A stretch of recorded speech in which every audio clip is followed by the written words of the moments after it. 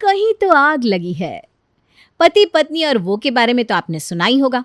पति पत्नी के बीच में जब वो आ जाता है ना, तो तूफान आना तो निश्चित ही है। लेकिन ऐसा मत समझिए कि पति या पत्नी में से कोई एक अपने पार्टनर के साथ चीटिंग करता है तभी उनके रिश्ते के बीच में किसी तीसरे की एंट्री होती है। अरे ये तीसरा तो कोई भी हो सकता है। देवरानी हो सकती है, ननद हो सकती है, बीवी की बहन हो सकती है, यानी कि कोई भी ऐसा पर्सन जो पार्टनर का पूरा अटेंशन खींच ले, वही होता है उनकी स्टोरी में वो। शीना गुप्ता परिवार की बड़ी बहू थी। जब वो शादी करके अपने ससुराल आई तब उसका देवर नीलू सिर्फ 18 साल का था। परिवार में इकलौती बहू होने के कारण शीना को सबसे ज्यादा प्यार और मान सम्मान मिला। शादी के साल भर के अंदर ही शीना ने एक प्यारे से बेटे को जन्म दिया और वो बहू से माँ बन गई। धीरे धीरे समय बीतने लगा और गुजरते वक्त के साथ शीना भी गुप्ता परिवार में अच्छी तरह घुल मिल गई।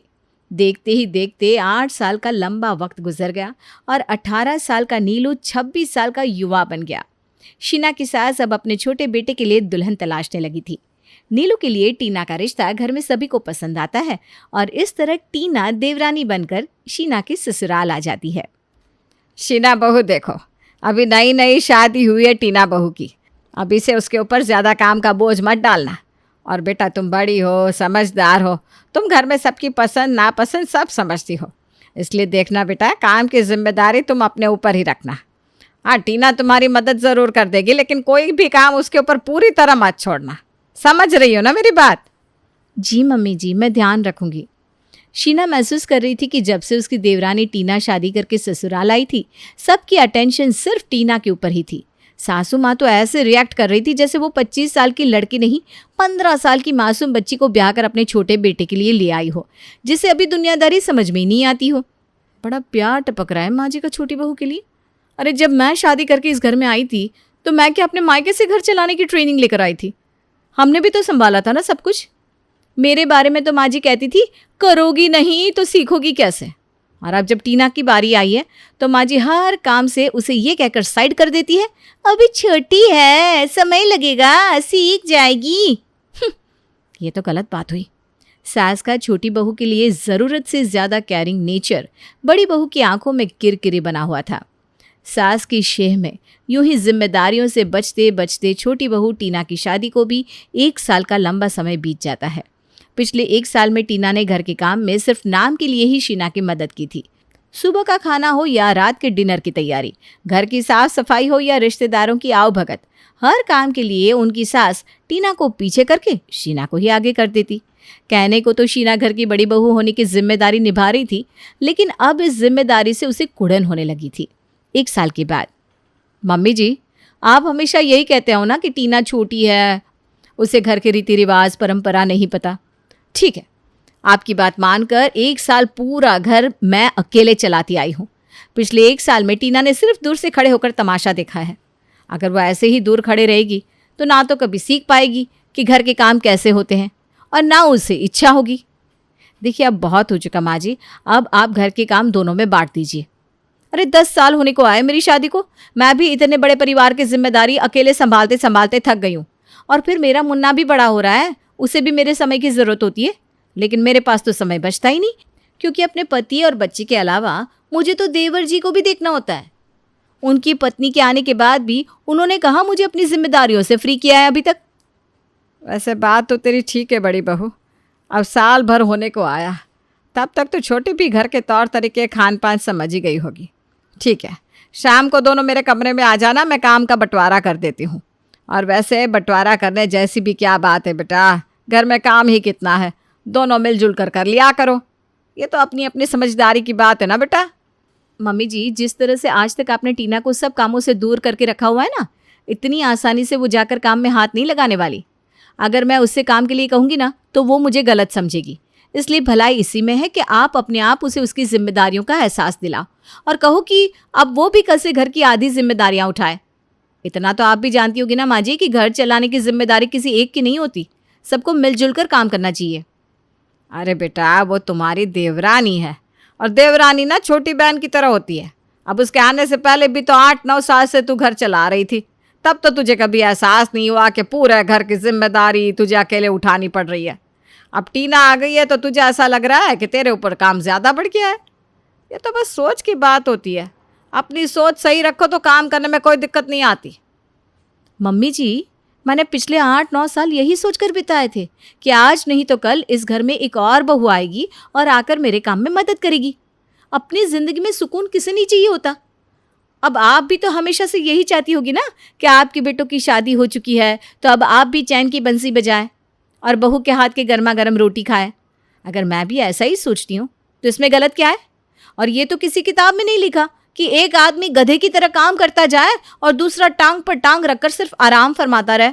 सास मंजुला को समझ में आ गया था कि अब शीना और टीना के बीच में ज़्यादा नहीं बनने वाली, क्योंकि शीना के सुर उसे अभी से बिगड़ते हुए नजर आ रहे थे। और फिलहाल मामले को शांत करने के लिए मंजुला सास दोनों बहू को बुलाकर काम को आधा आधा बांटने की हिदायत दे देती है। जब से शीना ने सास से कहकर देवरानी टीना के आराम को ख़त्म करके उसे घर के कामों में लगाया था, टीना जेठानी शीना को देखकर चिड़ी चिड़ी सी रहती थी। उसने एक अनकही सी होड़ पाल ली थी। अब शीना जो भी काम करती, टीना भी उसकी नकल करके उसके जैसा या उससे अच्छा करने की कोशिश करती। टीना, कल मेरा चतुर्थी का उपवास है, इसलिए मैं मेहंदी लगाने जा रही हूँ। आज रात का खाना तुम देख लेना। ठीक है भाभी। जेठानी के जाने के बाद ये अच्छा तरीका है काम न करने का। हाथों में मेहंदी लगवा लो और फिर उसके बाद बैठ जाओ सारा काम छोड़कर। कोई बात नहीं, मेरा नाम भी टीना है। बना दूंगी मैं आज सारा खाना, लेकिन कल सारी मेहनत वापस न निकाली तो मेरा नाम भी टीना नहीं। अगले दिन सुबह, भाभी मैंने सोचा है इस साल से मैं भी चतुर्थी का उपवास करूंगी, इसलिए मैं भी जा रही हूँ हाथों में मेहंदी लगवाने, तो प्लीज़ घर का काम ना आप देख लेना। शीना अच्छी तरह जानती थी कि टीना ने सिर्फ घर के काम से बचने के लिए ही मेहंदी लगवाने का नाटक किया है।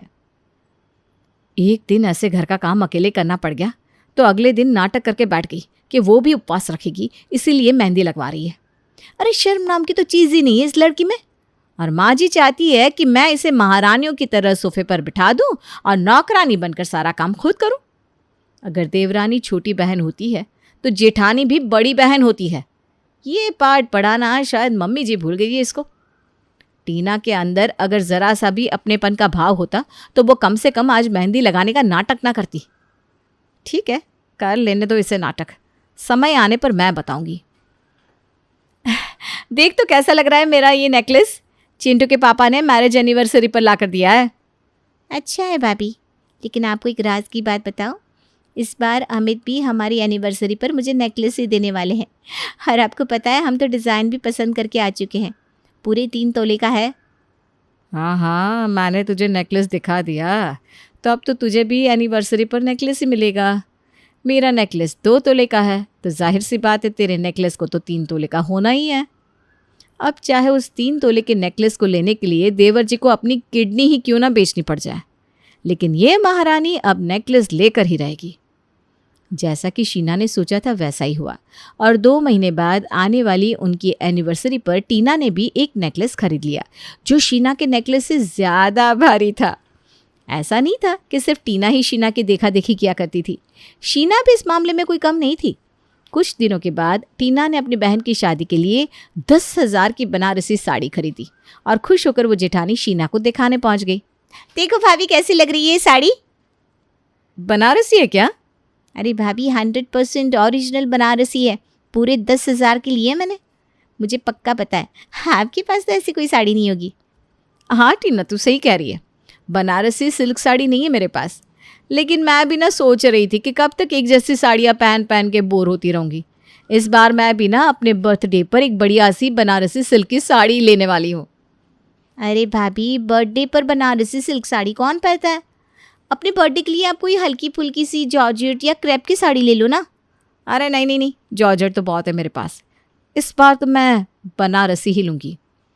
शीना और टीना की ये होड़ बरसों से चल रही थी, जिससे उनके पति, बच्चे, यहाँ तक कि सास ससुर सभी लोग बहुत परेशान थे।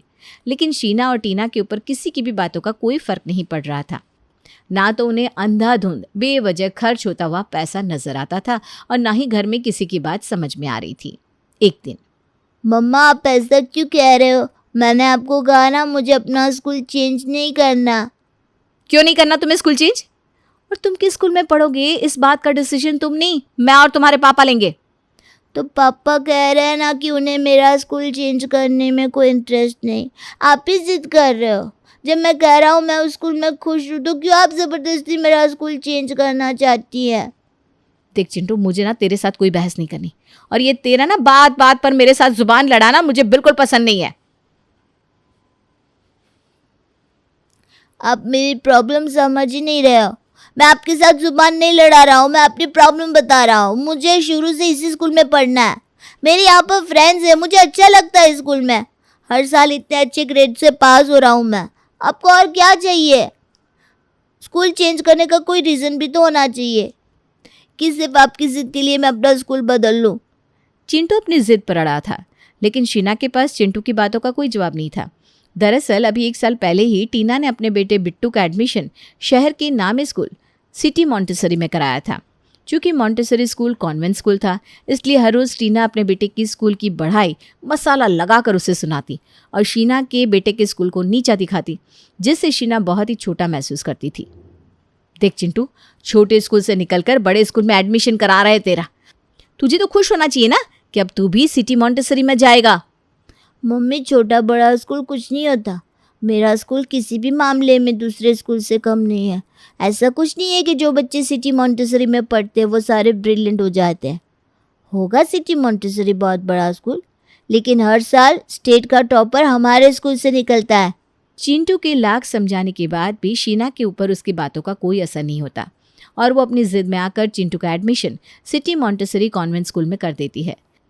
क्योंकि चिंटू अब तक सीबीएसई बोर्ड से पढ़ाई कर रहा था, इस तरह से अचानक सेशन के बीचों बीच उसका एडमिशन आईसीएसई बोर्ड में कर देने के कारण चिंटू बहुत ही डिस्टर्ब हो गया था और चिड़चिड़ा सा रहने लगा था।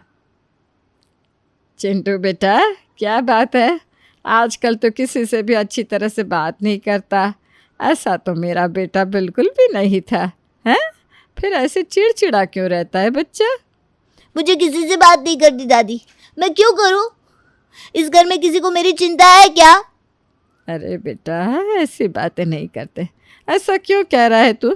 अरे तू तो मेरा लाडला है। मैं तुझे प्यार नहीं करूँगी तो किसे करूँगी? जाने दो दादी। जब मम्मी मेरा ज़बरदस्ती सिटी मॉन्टेसरी में एडमिशन करवा रही थी, तब तो आपने मम्मी को नहीं रोका। अब ऐसा झूठा प्यार दिखाने का क्या फ़ायदा? जब मुझे आपकी और पापा की ज़रूरत थी, तब किसी ने भी सामने आकर मम्मी को नहीं रोका। अरे बेटा, तेरी मम्मी और चाची के बीच में बोलना ना अपने बाल नुचवाने के बराबर है। ये दोनों एक दूसरे की होड़ करने के चक्कर में पागल हो गई है। पहले तो गहने, कपड़े, जूते की होड़ करती थी, लेकिन अब इन्होंने अपने बच्चों को भी इस रेस में उतार दिया है। तेरी बात सही है बेटा, शीना ने गलत तो किया है। जब बच्चा खुशी खुशी एक स्कूल में पढ़ रहा था, तो इस तरह अचानक से उसका स्कूल बदलवाने का कोई तुक नहीं बनता। आपको पता है दादी, मुझे कितनी परेशानी आ रही है इस नए स्कूल में। कोई मेरा दोस्त नहीं। ऊपर से सेशन के बीचों बीच मम्मी ने मेरा स्कूल बदलवा दिया। किसी भी सब्जेक्ट का वर्क मेरा कंप्लीट नहीं है और नए स्कूल के बच्चे मुझे कोऑपरेट भी नहीं करते। अपने स्कूल का टॉपर था मैं, लेकिन इस स्कूल में जब से आया हूँ बच्चे मुझे नीचा दिखाते हैं। उनके हिसाब से मुझे कुछ आता ही नहीं। आप ही बताओ दादी, क्या मैं इतना लूज़र हूँ? कभी कभी तो दिल करता है मैं घर छोड़कर कहीं चला जाऊंगा और फिर कभी वापस नहीं आऊँगा। कम से कम मुझे सिटी मॉन्टेसरी में तो नहीं जाना पड़ेगा। ये तूने सही आइडिया दिया है चिंटू। अब हमें ऐसा ही करना है। तू सच में गायब हो जा। जब तेरी माँ को अक्ल आएगी कि उसने अपने बच्चों के साथ क्या किया है, तब वो सुधरेगी। मैं कुछ समझा नहीं दादी। अरे तो बस वही करता जा जो मैं तुझे कहूँ। तेरी माँ की अक्ल ठिकाने लगाने का आइडिया मुझे मिल गया है। 2 दिन के बाद शाम के 4 बजे। अरे बड़ी बहू, चिंटू अभी तक घर क्यों नहीं आया? रोज़ तो 2 बजे तक आ जाता है। हाँ, मुझे कुछ समझ में नहीं आ रहा है माँ जी। मैं तो खुद परेशान हूँ। उसके सारे दोस्तों को भी फ़ोन कर लिया, सब लोग अपने घर पहुँच गए, बस हमारा चिंटू अभी तक घर नहीं आया। मुझे ना बड़ी घबराहट हो रही है। अच्छा सुन, तो उसके बेस्ट फ्रेंड मोनू को फ़ोन लगा। उसे ज़रूर पता होगा कि वो कहाँ गया है। मोनू को फ़ोन लगाने का कोई फ़ायदा नहीं है माँ जी। मोनू तो उसके पुराने स्कूल में पढ़ता है ना, और हमने तो चिंटू का स्कूल बदलवा दिया है। इस नए स्कूल में तो उसका कोई दोस्त ही नहीं बना। समझ में नहीं आ रहा, पूछूं तो किसे पूछूं, कहाँ जाऊं, कैसे ढूंढूं अपने बच्चे को। ये क्या है बड़ी बहू, ये देख, ये सोफे के कुशन के पीछे मुझे चिंटू की चिट्ठी मिली है। देख क्या लिखा है इसमें। हे भगवान, ये क्या हो गया। इस चिट्ठी में लिखा है कि वो घर छोड़कर जा रहा है और अब कभी लौट कर नहीं आएगा। हे राम, ये क्या हो गया।